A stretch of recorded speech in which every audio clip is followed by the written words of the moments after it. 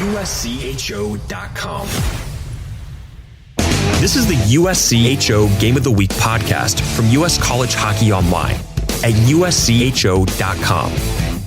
An in-depth look at this week's top college hockey matchup and a preview of the other big games. Welcome to the USCHO Game of the Week podcast for Thursday, October 7th, 2021. I'm Ed Trefzger alongside Jim Connelly. And Jim, there's some great games going on this weekend, but wow, to have a matchup between number one and number two this early really is something else. Joining us now, the head coach of Minnesota State. They will take on St. Cloud State in what quickly became a number one versus number two matchup in the country this weekend. That's Mike Hastings. Mike, what a great weekend you had coming out to UMass last week, getting a couple of wins. And now you're the number one team in the country in the USCHO.com poll. Has to feel good to start the season this way. Yeah, you know what? I talked to a few people before the season started, not only here locally, but guys in our league and even within our border that are playing in other leagues. And, you know, I will tell you, I was questioning if it was a really good idea to start our schedule the way that we did. We're fortunate that we're in the spot where we are right now. And, you know, we're all into some new different things as far as scheduling this year with, you know, when I talked to Carb about scheduling and he said, yeah, let's get together and do this. We didn't have the opportunity at that time to play other Division I programs in an exhibition game. And when I was talking to Carb before, he was kind enough to come over and say hello when we got in on Friday. And I told him, I was honest with him. I said, if that would have been an option, I don't know that we'd be out here right now. So yeah, it was a good weekend for us and looking forward to playing St. Cloud this weekend. Dig into your last weekend a little bit. Saturday night, because everything feels Friday, Saturday, but Saturday night was your opener. It was the banner raising ceremony for UMass. So a lot of emotion in the building, but you built the 1-0 lead early and then hung on in a game where it seemed like you felt like you had an ice balance to UMass. I think the shots for UMass, just one in the first period, 8 total through 2 periods. And then you get the shutout. Obviously, we know you have a great goaltender in Dryden McCann. I'm sure that's going to come up as we're going to talk a little bit more. But a good start to that series. And then the next night, a very different game where you fall behind 3-0 and then have to score 6 goals in the last 21 minutes. Just maybe a little bit on how different the two games probably felt for your team. Well, first of all, you know, I will say this, walking out onto the bench for a game on Saturday, the Mullen Center, it was electric. It was full. They've been waiting to welcome their team back to playing with fans in the building. And I want to tell you guys as two hockey nuts, just like ourselves as coaches, it was a pretty unique experience to be able to have that many people in the building. And, you know, the puck drops, we get a power play early and found a way to get a lead. And as you said, as the game went on, especially in the third period on Saturday night, UMass started to make a push. And that's when we needed Dryden McKay to play as well as he did. I thought he made an imprint more in the third period than he did previously. And we were able to hold on and get the second goal, which gave us a little bit of breathing room. And,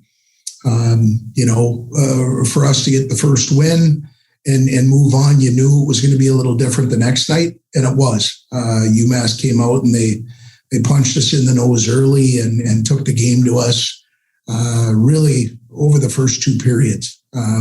We were fortunate at the end of period 2 for Nathan Smith to make a play and get us some life going into the locker room for the third period. And then third period, Nathan again makes a play and gets us to 3-2, and now it's a ball game. So 2 completely different games in how they were played. But I think you're going to see UMass win an awful lot of hockey games. We were fortunate to get out of the weekend the way that we did. as a coach, you have to look at that and say both nights, different type, but a lot of maturity in your team. And I think that, people know you got to a Frozen Four last year. You've returned a good amount of players, including an all-world goaltender. And then you had a couple of, as we call them off the air, fifth-year seniors, super seniors, whatever you want to call them, guys that came back, some transfers. And talk about the composure of your locker room right now and what it feels like to have a team that is a little bit older, is a little bit more mature, and has had some big experiences behind them. Yeah, well, I think anybody that stands behind a bench, whether it's at our level or Division III, when you have guys that have been there before, and they're the ones that are leading your group, I just think it's a lot more impactful within those walls. And we've got some guys, the two guys you're talking about, Reggie Lutz, who ends up scoring our first goal of the season on the power play and allows us to quiet the crowd a little bit after they'd hung the banner and get momentum on our side to a bit. And then a guy like Jack McNeely, who I think played very, very well last year over the back end. When you've got new guys in the lineup and they can turn and look to a peer group as opposed to coaches to try and lead them, it makes a big difference. And I think the biggest difference for us is, when you're building a really good hockey team, you want to build from the posts out. And for us to have Dryden McKay back there for year 4, where he's been a starter for us for 4 years, it allowed us, I think, on Saturday to not completely come unraveled when it was 3-0. Dryden did a great job at shutting the door and not allowing them to get to 4, because if it gets to 4, I think that night's probably over, and gave us an opportunity to have somebody that played his best hockey at the end of the year, and Nathan Smith, make an impact and score our first one to give us a chance to get into the third period and get in the locker room and let those guys do the talking about what we needed to do in the third. So we're fortunate, but those are definitely people that we'll rely upon, not only this last weekend, but for the remainder of the year. Mike, I hear from your fans a lot. They're a very passionate group of fans, and I like them for that. They, as I'm sure a lot of people in the college hockey world, may be shocked that Dryden McKay has not won a Hobey Baker, has not won a Richter Award at this point. He's put up such unbelievable numbers. Was it tough to convince him that year 4 was the year to come back so that maybe he could accomplish some of those things, or just done a lot with your team? Was that a challenge you had in the offseason, or was he kind of set on coming back to Minnesota State? You know what? I think one of the best things I can say about Dryden is from day one, Dryden's really driven his own bus. And from day one, the only thing we really discussed early in his career here was just the same conversation you have with any freshman. It's understanding what this level's about and the conditioning and the preparation that you need to have, whether it is going into a season or before practice, after practice, games, weekends, those types of things. Other than that, Dryden's been real focused on just trying to get better all the time. And when he came in at the end of the year, when we had done last year, I asked him, I said, what are you thinking? He goes, well, coach, I want to get my degree and I want to come back here and I want to try and help us win a national championship. And so it wasn't, I will tell you, fellas, there wasn't anything at Christmas that I got that good as far as news.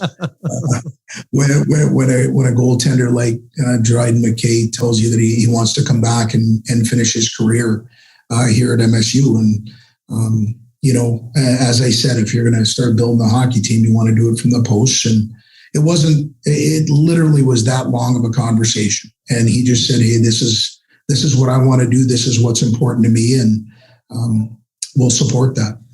Mike, we're going to get into this weekend's games with St. Cloud in a little bit, but so you've got 2 games with St. Cloud, and then you're going to have Providence in either Minnesota Duluth or Michigan. 6 games to start out against 4 teams, all of whom we can expect to see in the NCAA tournament. First of all, this is a great way to start out to test your team, but are they aware, have you talked with them about how important these early games are in the overall scope of the season? Yeah, we have. And again, I'll go back to leaning on our leadership group, which we've already discussed some so far today. And, Wyatt Ahmad, our team captain, and our guys have been around a little bit, and they understand how important non-conference scheduling is when you're trying to build your book of business to have an opportunity at the end of the year to play. And, I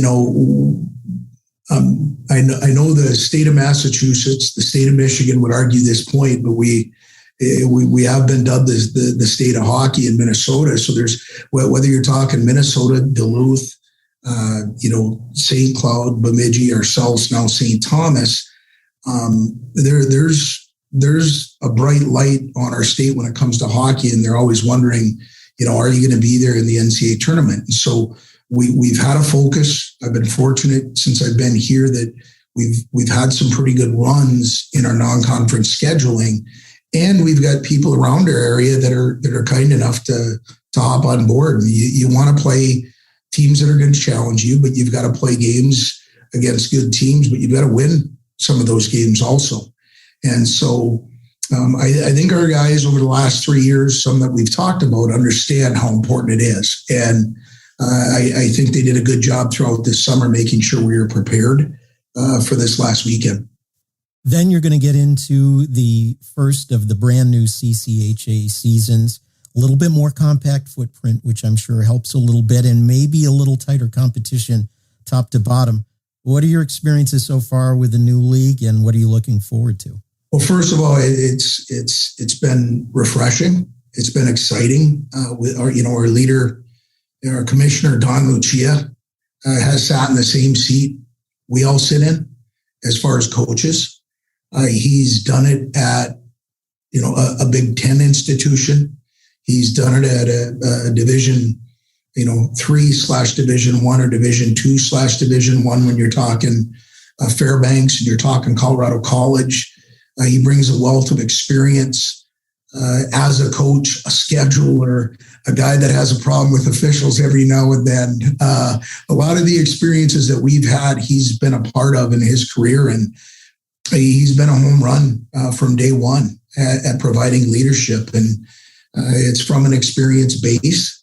And I'm really excited about what I think the CCHA can be. And the start that we've got, non-conference, is very important. As you guys know, when you get down to the end of the year and get into your conference play, how your league performs in non-conference, not just a team, but as a league, is really important to determining your strength of schedule. And our guys have gotten off to we had a good weekend. You saw Ferris State beat Miami.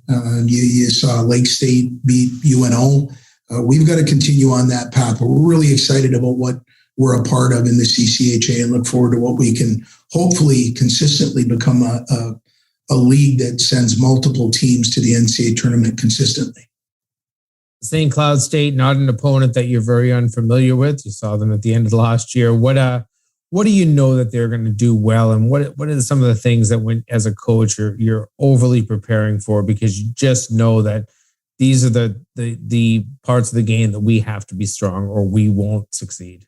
Well, first of all, and again, you start with the net out, and David Rennick got him to a national championship game. He's back. Then you look at their defensive core, and you've got Perbix, Meyer, Bushy, Donahue, Treshball. There are a number of guys that played significant roles to get them to a national championship game.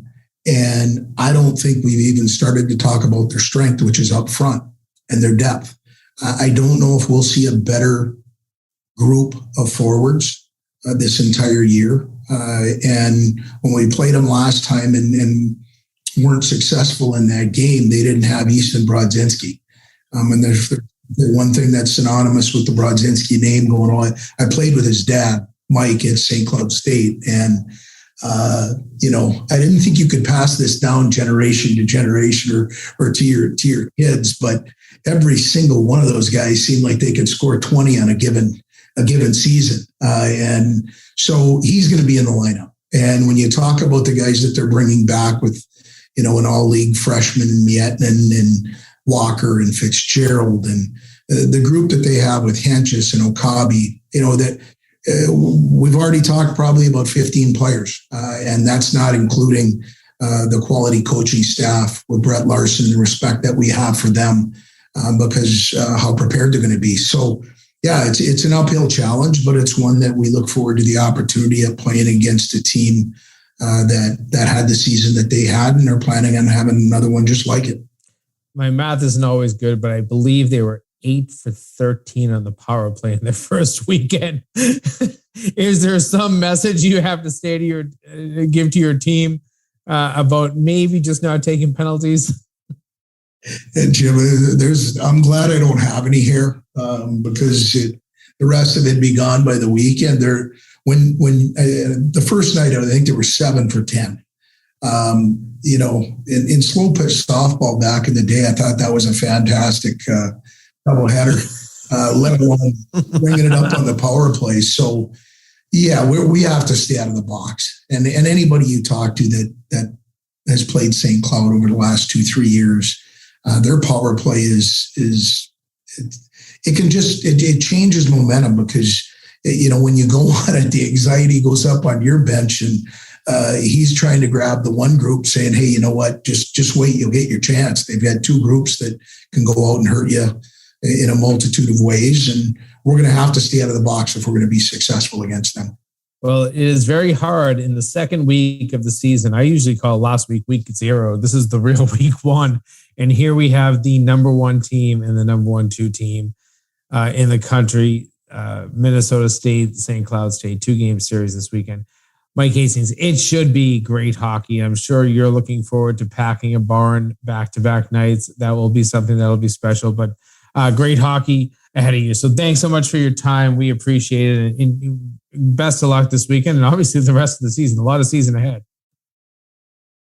Jim and Ed, thanks for what you do, and I appreciate you guys having me on. And here's to an unbelievable season where we have, knock on wood, we have a lot of fans back in the buildings and we get back to as much normalcy as we can because I think this is going to be an unbelievable year for college hockey in the United States. So thanks for what you do, and I appreciate you having me on. Minnesota State head coach Mike Hastings. More of the Game of the Week podcast coming up. This is the USCHO Game of the Week podcast from US College Hockey Online. This is the USCHO Game of the Week podcast. I'm Ed Trefzger alongside Jim Connelly. And Jim, why don't we start out with the game we were just talking to Mike Hastings about? Number 1 Minnesota State hosting number 2 St. Cloud State. This is a rematch of the national semifinal in Pittsburgh back in April. And that was a game that maybe observers were thinking would be a goalie battle. Dryden McKay, David Rennick. You'd think maybe a 1-0, 2-1 game. Ended up being 5-4 back and forth. It was a fantastic game. Are we going to see that kind of a game? Or are we going to see the goalies step forward in these 2 games this weekend? I think that's a great question. But the one thing we know, just judging, not even going back to April, just judging off last weekend, both of these teams, St. Cloud State and Minnesota State, are comfortable playing either games. Both teams played a 2-0 game last weekend, and both teams played a game where the score was a little more lopsided, really lopsided in this case of St. Cloud State, 12-2. But, Minnesota State, it was not a 6-3 game probably to them because they trailed 3-0 at one point, but they show they could score in bunches. So I feel like both teams are comfortable playing either game, and maybe one night you see one, the other night you see the other. I remembered back to April though and thinking, boy, I think you and I had talked about it before. We said it was going to be a 2-1 game, maybe even a 2-0 or 1-0 game. 5-4 was a little different, but I think either team is comfortable playing whatever game they have to. We've got 2 icebreaker tournaments this season. The first one going on this weekend in Worcester, Mass. One matchup has number 6 Boston College versus number 9 Quinnipiac. Both teams have done a little bit in the offseason with transfers. I'm particularly intrigued to see how that works out for Boston College, especially because it adds a little age and experience to what has perennially been a young team with all the blue chippers that come in and then maybe move on early. Yeah, I had a chance to talk to Jerry York about this, and he has 3 transfers from what was a very good Bowling Green team last year. Justin Wells, Brendan Krause, and then the goaltender, Eric Dopp, which, as Jerry said, the number one question surrounding this team this year is goaltending with the departure of Spencer Knight. So the ability to bring in Eric Dopp, he mentioned that Ty Agner, the Bowling Green coach, a former player for Jerry, in his days at Bowling Green, they had a good relationship. So Ty, called Jerry and found a home for these players who wanted to play one more season. So yes, very fortunate to get those players, and you can throw in a fourth transfer, Sam Sternshine from Penn State. All those guys will be in the lineup this week. You'll see a ton of new faces for Boston College, but you needed it. They lost 11 players last year, most of them to early departure. So I do think that it will be beneficial to BC to have a little bit of an older team. And Jerry York acknowledged that sometimes, you can get kind of caught with young, really talented players that, they're heading out. These guys are kind of rentals as well, one and done in likelihood. So I guess I think that the getting older part will, at the end of the season, benefit Boston College. The other half of the matchup has two teams, both with first-year head coaches, Northeastern versus Holy Cross. Northeastern, number 18 in the latest USCHO.com poll. Yeah, very different situations, though, for those first-year head coaches. Bill Rieger at Holy Cross, he is coming into a brand new program after spending significant time down at Quinnipiac. But on the other side, you have Jerry Keefe at Northeastern, who, he's been an associate head coach under Jim Madigan, but was really involved with recruiting that team, running that team. These good clubs that Northeastern has had in recent years were really architected by Jerry Keefe. So now he has his chance to put his true stamp on it as the head coach. He'll have a little bit more experience with those players. Billy Riga, he'll work to just get these players that are there, none of whom he really recruited. I believe he took one transfer over from Quinnipiac with him, but everybody else is really somebody that was recruited by a totally different staff. But he's going to have to try to put his stamp on this program, which I'm sure if you've watched Quinnipiac for years, is a highly aggressive forecheck, a really fast pace of play, wanting to possess the puck, wanting to pursue the puck.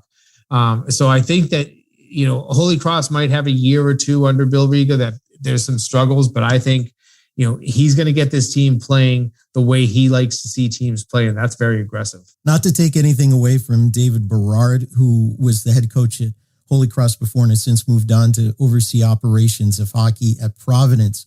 But after a couple or three down seasons, you really do need to instill a new attitude and culture, and that is something that Bill Riga has talked about quite a bit. Let's move on to another great state of Minnesota matchup, non-league contest. Number 5, Minnesota Duluth at number 15, Bemidji State. Tommy Serratori, his team was a little bit of a surprise team, maybe in the NCAA tournament last year. And Minnesota Duluth fell short of getting another championship, but both teams are pretty well poised for a new season. Yeah, I mean, talk about a nice crackerjack battle right out of the gates. An in-state rivalry type of series. You love these early in the season. But two NCAA tournament teams from a year ago. They both usually can play some pre-skilled hockey. I think that a little bit more blue collar type identity to Bemidji State, but I think. If you talk to anybody that's a Minnesota Duluth fan, particularly head coach Scott Sandelin, I think he likes to say that they've got a little bit of a blue collar mentality to them. Sure, they get a lot of skilled players there too, but they grind. They're kind of a heavy team to play against. So I do feel that that will be a really good out of the gate matchup for these two teams. Both I believe took part in exhibitions last weekend, but the first game that counts to be able to play kind of a team that has been a rival over the year inside the state. It'll be a lot of fun. Yeah, boy, did Bemidji ever take part in an exhibition last weekend. They were at Ralph Engelstad Arena, 12,000 fans cheering on North Dakota in an exhibition. So, yeah, that's a good way to get back used to being in front of crowds for sure. We talked earlier in the week with Arizona State head coach Greg Powers. He travels to take on number 12 Denver, a disappointing season for a very talented Pioneers team. And if we're talking about Friday night, Fridays are tough for anybody who goes to Colorado, whether it's Denver, CC, or Air Force. you've got that transition to the higher altitude. And Greg mentioned something about that. You have to change your game a little bit, maybe a little bit shorter shifts and things like that. It could be a split this weekend, I think, but I think Friday's going to be a tougher one for Arizona State, but a really good matchup to see where they stand this season. Yeah, certainly. Good barometer. He mentioned playing Lowell last weekend and thought that was a really two hard fought games, and his team gets a split out of that series. And, when we talked to Greg, he really mentioned how, building a schedule, they try to put on some of the tougher opponents, and they've done that this year. When you look at it, everybody on that list maybe isn't in the top 20 to start the season, but every one of them probably have aspirations of being a top 20 team at some point this year. He's got a very difficult schedule ahead. I do know that they went in a day ahead. They went in on Wednesday instead of Thursday, which I think can help you a little bit. You can go out and maybe take a mile walk and realize how difficult it is to breathe in that altitude. But there's nothing like a game experience when you're really talking about what that does for your lungs. So we'll see that, as you mentioned on Friday, it could be a little bit more taxing. But listen, this Denver team's good. And it's got a lot of talent. As Greg Powers told us, maybe one of the best first lines in the country. They've just got to perform. And I don't know what happened last year. They started to come on at the end. It ended up being too little too late. But it's a Denver team that has high expectations. We know that. I expect them to be there at the end of the season. This is an NCAA tournament team. There's no doubt. Those 5 matchups we just talked about, Jim, are going to be featured in our new weekly picks column. Our 10 Division I columnists, 6 league correspondents, and 4 national columnists will be making picks on some of the top games each week. You can look forward to that later in the week here at USCHO.com. One other game I want to mention, just because it's a league matchup very early in the season, actually got moved to early in the season so that Arizona State could be accommodated at RIT in January. And that's RIT for 2 games at Army. Last weekend, RIT lost to Colgate, a tough loss 7-0 at Providence for Army. Both teams return All-Americans, Colin Bielek at Army, Will Calverley at RIT. They were the 2 league players of the year. And Army looking to see who's going to replace Trevin Kozlowski as a terrific goaltender. Having an early season matchup like this between 2 teams that are still trying to find themselves still will have some late season implications. But what do you find when you have a matchup like this between 2 top league opponents while things are still being figured out? What's the implication of that?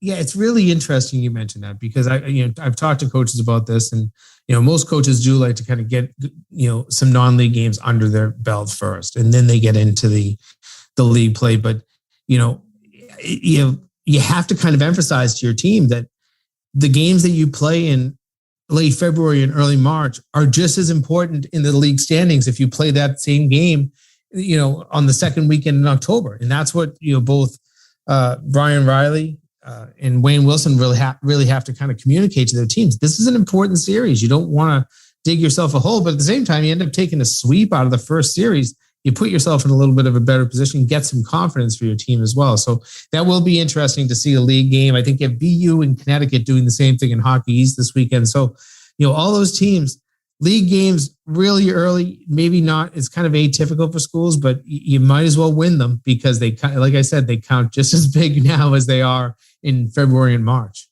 Well, whether you get out to an arena in person, masked up and maybe vaxxed up, or whether you catch a game on TV or streaming services, college hockey is back underway. It feels normal. It feels great. And we hope you can catch up with some games. For Jim Connelly, I'm Ed Trefzger, and we will catch you next time. This has been the USCHO Game of the Week podcast, a production of US College Hockey Online. Visit USCHO.com/podcasts to listen or subscribe.